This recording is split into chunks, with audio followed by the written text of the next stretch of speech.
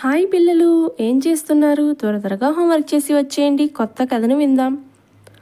ఓ ఊరిలో గగన్ అనే బాబుండేవాడు. తను ఎప్పుడూ క్లాస్లో లాస్ట్ బెంచ్లో కూర్చునేవాడు.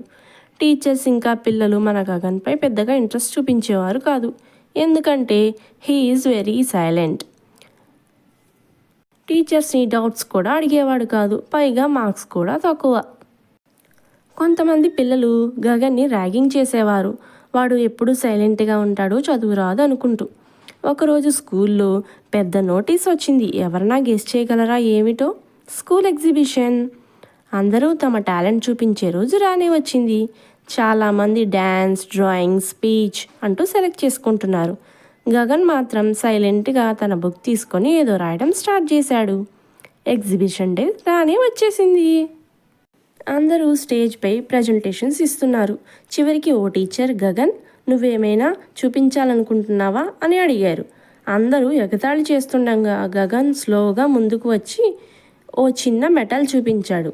అదే వాటర్ వేస్ట్ కాకుండా సేవ్ చేసే సిస్టమ్.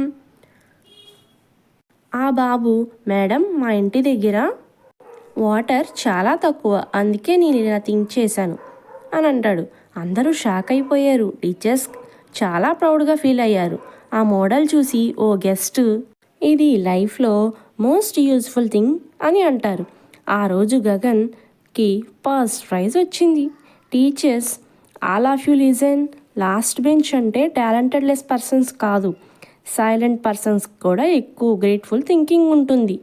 ఆ రోజు తర్వాత గగన్ లాస్ట్ బెంచ్లో కాదు, అందరి హృదయాల్లో చోటు సంపాదించుకున్నాడు. అందుకే చెప్తున్నాను పిల్లలు, సైలెంట్గా ఉన్నంత మాత్రాన టాలెంట్ లేదని అనుకోకూడదు. We can think, do wonders like little wonders. Please like, share and subscribe చేయండి ఫ్రెండ్స్. ప్లీజ్ పిల్లలు, బాయ్.